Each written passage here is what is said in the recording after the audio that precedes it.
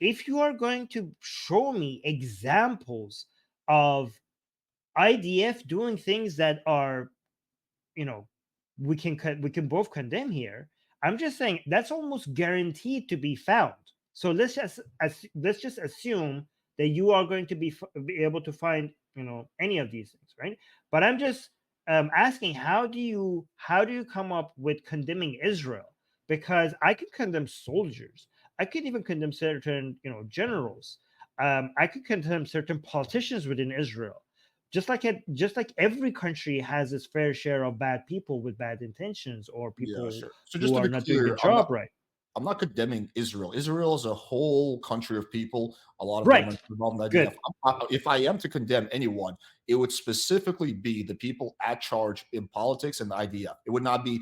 I wouldn't unless the actual soldier himself is committing the war crime. So I wouldn't condemn my cousin for the crimes of someone who's like 20 units aside from him. You know, so like I think we want to be careful. I'm not one of those people that's going to ever say, "Oh, Israel's so bad." I love what Israel. is the claim here? What is the claim here that you're trying to Well, defend? Because we're are you talking just about claiming that there are system. some war crimes? Because that's No, not a no, no, very no, no. extraordinary claim. We That's agree. We agree you're on going to this have that early. in every The war. specific examples of war crimes would happen in every war. We agree on that. I'm talking about a systemic, a culture Okay, show me that it's. of Let's either. assume Sure. let's assume that there are examples of war crimes, and now let's show me how do you know it's systemic. Okay, sure. So before we do that, though, we just need to agree on a few things. So, um, okay, let me try to think of a good way to explain it. So, like with, for example, with killings, right? We can think there's different levels. So there's a big difference between a soldier on a battlefield shooting the wrong person and a drone strike, right? Because the drone strike, happens like three chains above. You know, there's a whole process that needs to be approved before Israel does the drone strike, right? Right. So we can separate those two things, right? For example, if we have 10 examples of Israeli soldiers throughout the war shooting a child, then we could just chalk it off as like, okay, well, that's probably a war crime in of itself and maybe a human mistake. But if we have like 10, for But example, even with drones, mistakes happen. right, but we're looking for gross You negligence, know right? So, how I know even with drones, even with 3 levels of checks, mistakes happens. Do you know how I know that? because America has killed a lot of civilians with drone strikes. No, no, no. Because sometimes they hit their own people. Sometimes they shoot their own soldiers. So Right. So that we're could not have been intentional. Yeah, no, I agree with you. So we're looking at negligence here, right? We're looking at, so Right. for example, like when it comes to like crime, like let's say I kill someone. If for example there's negligence, like I was negligent, like let's say for example, I don't know, someone came into my house and while I was, I don't know, watching TV, like this is a friend of mine, he like hit his head and fell down the stairs and died. That would probably be an accidental killing. But let's say my stairs were really dirty and there was some like fucking olive oil and shit on that made him slip. That would be negligence, right? So we're looking for negligence, right? So I agree with you. Mistakes Well, happen every negligence war. But is if we can show, negligence is not always war crimes. Negligence could be just like wrong, condemnable, but not a war crime. well, indiscriminate bombing, indiscriminate shooting is a war crime. So It depends, but yeah. well, so like, okay, so indiscriminate. So if there's a shooting, Depends on right? how you define what's your metric, because sometimes like that's a very hard thing to measure, right? So you have to measure whether or not the soldier or whatever, whoever's doing what they were doing, did took enough action to try to distinguish whether somebody was Whether they did a their due civilian or diligence. combatant. Yes. That is, yes, but where's that line? Okay, that is such a complicated topic, and it requires a lot of data that you're not going to be able to collect from all the videos or all the reports right now that are coming out of Gaza. That's going to be very difficult to show, and it requires a lot of investigation to figure out, with the limited information that we have only from a video or two, whether the soldier had done what they were supposed to do. And maybe you're right. Maybe no, not maybe. I'm sure there will be examples of soldiers not doing what is required for them to be able to distinguish that.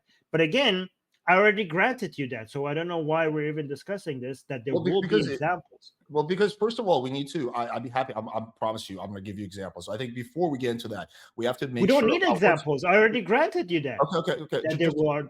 Okay. So Yeah. I just, because some of the premises you're putting out there are just, I disagree with. So you made the point about, okay, well, it's very hard to determine, like that there's definitely negligence. I agree with you, but this is not a court where someone has to be guilty beyond a reasonable doubt. We're just saying here what is more likely, and then we can do percentages. I think 80% chance this happened, or here we're not talking. So I'm Correct. not going to be able to prove that Israel is So committing war let's crimes figure out what are we beyond trying a to reasonable prove. doubt. Are we trying to say that Israel systematically is doing what exactly? Let's actually get the claim right. Easy one will be indiscriminate bombing, indiscriminate shooting. Why?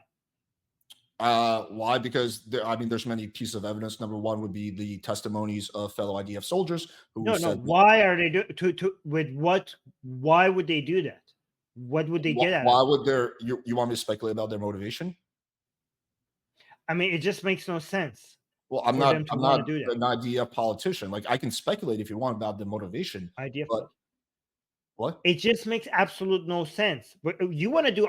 You're saying that this is not a court of laws for us to like have detailed evidence. No, for no, us I'm to just come saying up we with can't prove it beyond a So reasonable if doubt. we are not, if it's not a court of law, and we are going to basically try to see what's more probable, then if we're doing Occam's razors and stuff, then we need, without detailed evidence and really behind the scenes information, we need to go with motivations, which makes no sense. Like, if I'm doing probabilities, motivations is one of the tools I have left, and it just makes absolute no sense for Israel to want to do that. Why would they do that?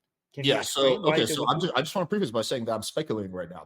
I don't know this for a fact, but my speculation: why would Israel be engaging in indiscriminate shooting, indiscriminate bombing? I would say it comes down to a number of reasons. Number one, I think there's a general disdain from the people high up in Israel. You can see this by the quotes of just the lives of Palestinian people. It's not that so much they want to kill them all. What quotes? I mean, okay, but do you want me to give the overall point and then we can get into the quotes? Because like I feel like Okay. we're not able to get through anything because if you, Because you said we should do, because you said let's stick at one point and at a time. That's but why you I asked said me a general question. I haven't been able to even give okay. you 10% of Sorry. the answer. Go on.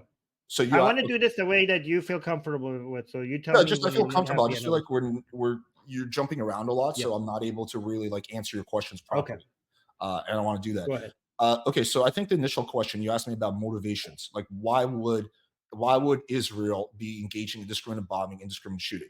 I think part of it comes from just not giving a shit about the life of Palestinian people. Doesn't mean everyone in the IDF doesn't give a shit. I'm just talking about overall culture. That'll probably be one thing. Number two, there's probably a big sense of revenge right now. It's like, fuck these guys, look at what they did to us, right? And you have probably a level of dehumanization happening to the Palestinian people. So, that's why I think that's probably another big part of it. The third thing is I don't believe that Israel is going to ultimately give Gaza back to the Gazans. I think the plan is to not directly annex, but to control Gaza for a very long time, and for Israel to keep Gaza. So also, if you get rid of some Palestinian people, well, that gives you more space.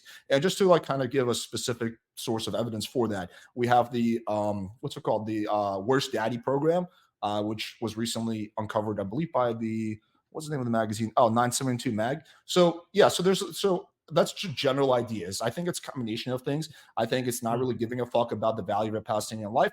I think it's also a lot about revenge. And I also think that the ultimate goal is to just claim Gaza. Okay. But this is speculation. That is crazy. Can I say why? Well, sure, but just tell me why each one of those is crazy at a time. We can talk about them. Okay, but I let you speak for a while. So would you give me a chance to do that? Yeah, go ahead. Okay. Go ahead. All right.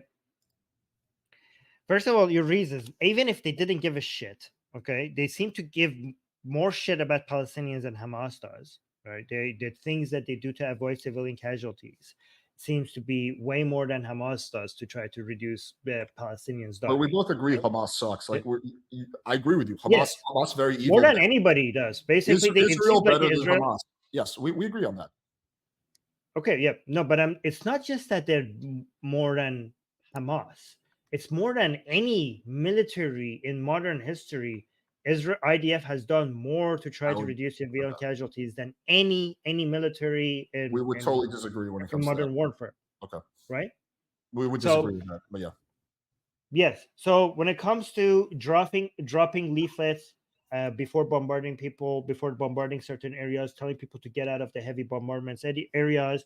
When it comes to not just writing the leaflets in Arabic, also taking the time to draw a map, and using, drawings to for people that might not be able to read.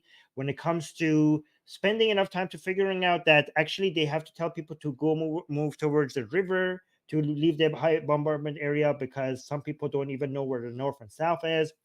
When it comes to having a huge staff of Arab speaking members of the IDF that are calling Gaza all the time, trying to tell people in Arabic where to go, why are they still in a certain area. And by the way, I've been listening to those recordings. One of the recordings was fascinating. One of the people in Gaza were saying, like, the IDF, Arab speaking IDF soldier was calling him, like, why are you still there? We told you to leave this area. This area is going to get bombarded. And the person was saying back to the IDF soldier that we can't leave this area. We can't leave this area. And the IDF soldiers were like, why? Like, because Hamas is not letting us. Hamas is shooting at us, trying to keep us under the heavy bombardment area. And also with all there was examples of the Hamas blocking streets. And I know you already know Hamas is bad. That's not my point. Blocking streets, trying to keep Gazans under heavy bombardment. And Israel soldiers were moving in, attacking Hamas just to open the blockade so that the Gazans could leave the heavy bombardment areas.